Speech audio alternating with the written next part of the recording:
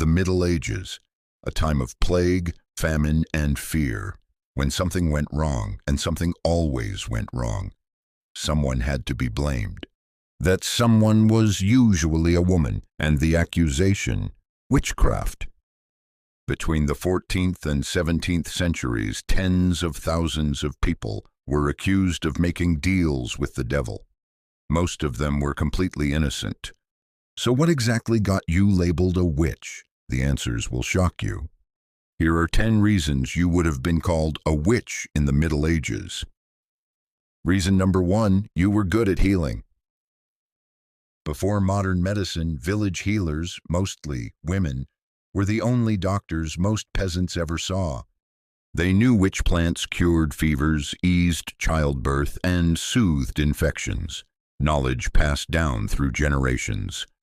But when someone recovered, especially from something serious, people didn't think skilled herbalist. They thought dark powers. How could an uneducated peasant woman know how to cure what a learned physician could not? There must be something sinister at work. Church authorities and male physicians felt threatened. Healing was supposed to be God's domain, or at least a man's. Women who healed too well, too often, or too successfully were suspected of gaining their power from the devil. The very herbs she used as medicine became evidence against her. Knowing the uses of nightshade, suspicious. Knowing foxglove's properties, proof of occult knowledge. In 1484, Pope Innocent VIII issued a papal bull specifically targeting women who used herbs to harm crops and livestock, blurring the line between healer and poisoner entirely. Thousands of wise women, the village doctors of their time, died because they knew too much. Reason number 2, you had a pet. In medieval Europe, keeping a close bond with an animal, especially a cat, toad, raven, or dog, was deeply suspicious. These animals, called familiars, were believed to be demonic spirits sent by Satan himself to assist witches in their evil work. A cat that seemed too intelligent, a toad that sat by the door every evening, a crow that answered to its name. Witch hunters believed familiars were nourished by the witch's own blood. Sucked from secret marks hidden on the body, finding a strange mole or birthmark was considered proof. Witch finders would strip and search accused women for these marks. A wart, a mole, an extra nipple, anything unusual sealed your fate.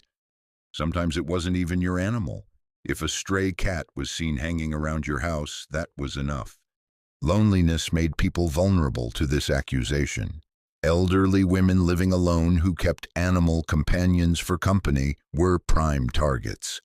In a cruel irony, the very animals that gave comfort to isolated women became the weapons used to destroy them.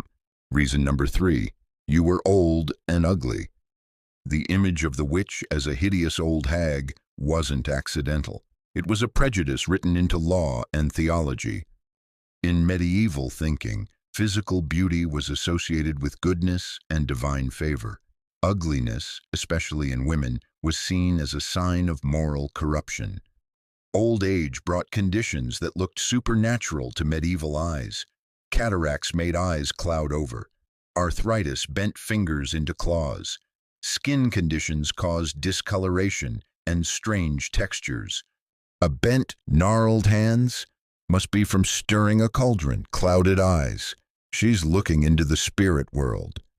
A bent, gnarled hands must be from stirring a cauldron. Clouded eyes. She's looking into the spirit world.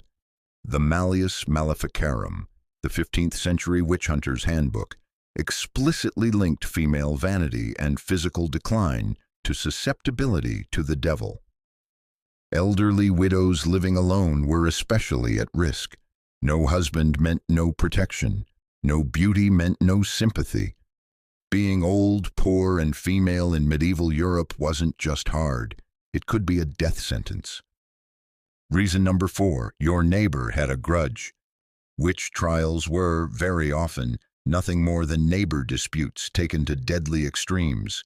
Historians analyzing trial records found that many accusations followed land disputes, unpaid debts, romantic rejections, or simple long-standing feuds.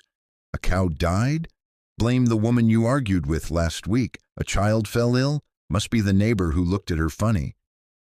The refusal charity pattern appears again and again in trial records. A woman asks for food and is turned away. Days later, something goes wrong for the person who refused her. The accusation follows. Once one person accused you, others joined in, settling old scores, removing a rival, or simply going along with the crowd for safety.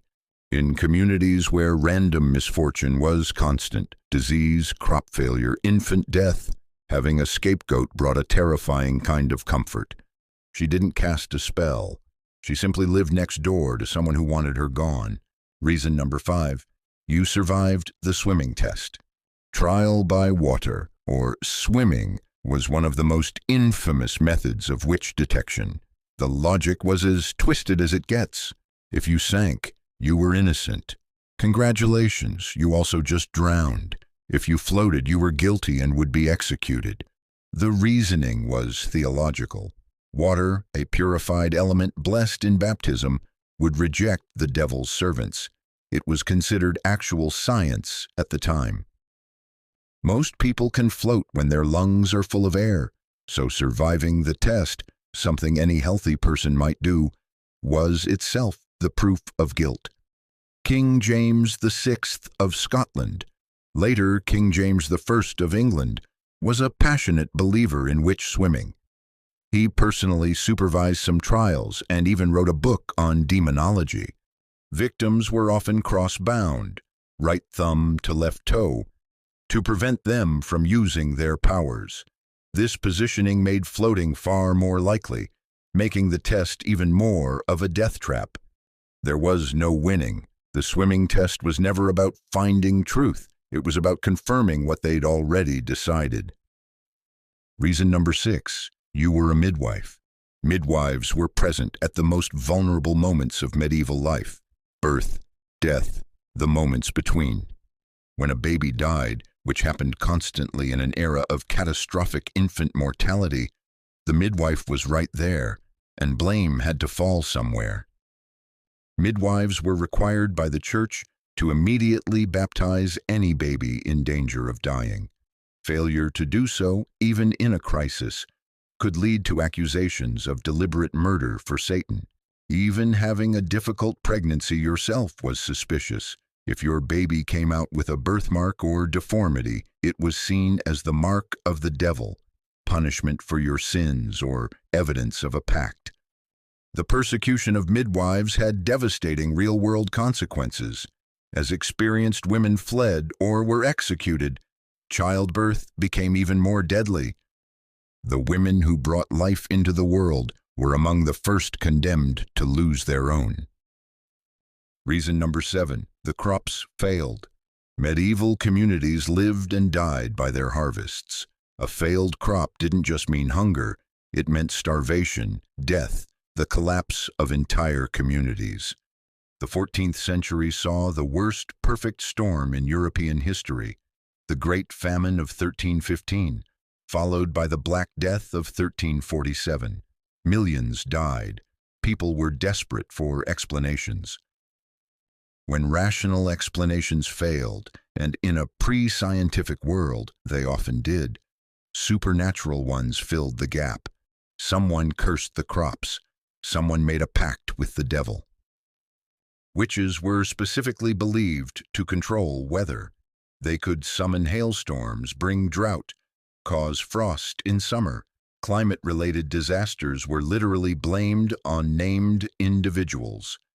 Trial records from across Europe list specific accusations. She caused the hailstorm on St. Bartholomew's Day.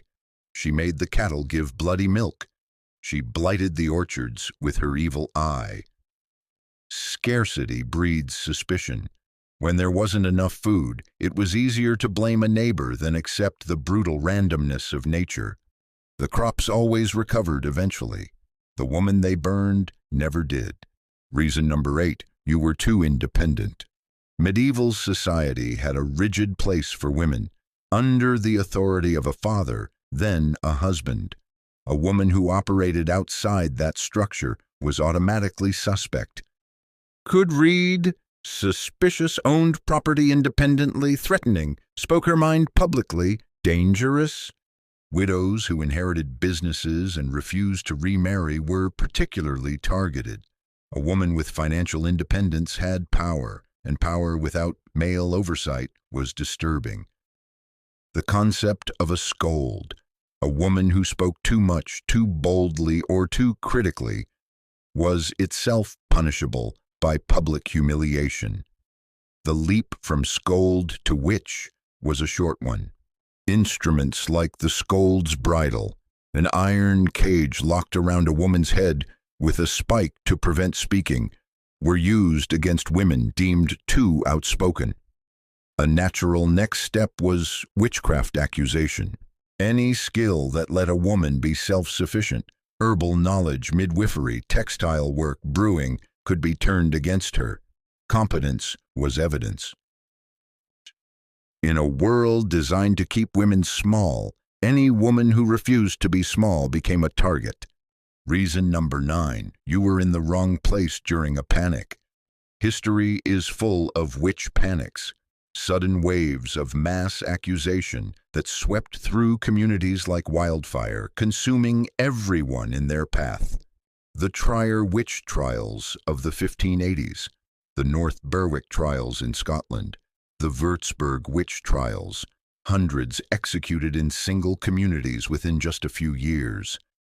Torture was legal and common. Under enough pain, people confessed to anything and named others. Confession under torture required naming accomplices. So one accused person became 2, then 5, then 20. Entire families were swallowed by a single accusation. In the grip of a panic, no one was safe. Accusers themselves became accused. Judges were swept up in the hysteria. Children testified against parents. In Würzburg in 1626, children as young as 7 were executed as witches. The panic consumed logic, mercy, and basic humanity. When the panics ended, and they always eventually did, communities were left devastated. The people who had driven the hysteria often quietly moved on. The wrong rumor, the wrong season, the wrong enemy, that's all it took. Reason number 10, you talk to yourself. In a world without psychiatry, any behavior that deviated from the norm had one explanation: demonic possession or witchcraft. Epileptic seizures, schizophrenia, Tourette syndrome, bipolar disorder, severe depression, any of these, in a medieval context, looked like the work of the devil. The medical understanding of the brain simply didn't exist. Hallucinations, compulsive behaviors, tremors, muttering, all were supernatural, not neurological. Women who lived as mystics or hermits, some of them deeply devout, walked a razor's edge. Hear a vision from God and you might be a saint. Hear the same voice and be seen muttering. Witch. Even Joan of Arc, who was canonized as a saint, was initially condemned as a witch and heretic, precisely because she claimed to hear voices. Sainthood and witchcraft were separated by politics, not theology. Whole convents occasionally experienced mass hysteria. Nuns convulsing, speaking in tongues, claiming to be possessed. These events were terrifying and spectacular. Being perceived as strange, different, or simply eccentric was enough. You didn't need to actually do anything. You just needed to seem like you might. Social isolation, grief, trauma, mental illness, these things didn't make you a witch, but they made you vulnerable to people who needed one. The witch trials weren't a relic of the Dark Ages committed by ignorant savages. They were committed by educated people, by courts, by churches, by governments. Historians estimate that between 40,000 and 60,000 people were executed as witches in Europe between 1400 and 1800. Around 75 to 80% were women. The last legal execution for witchcraft in England was in 1682, in Scotland 1727. In some parts of the world, accusations of witchcraft still result in violence today. Understanding history means confronting how ordinary people, driven by fear, poverty, and prejudice, destroyed innocent lives. The women called witches were healers, mothers, neighbors, and dreamers. They deserved better from their world. They were not witches, they were women, and they deserved to be remembered. If this video moved you, subscribe for more stories history tried to bury, and leave a comment. Which reason surprised you most?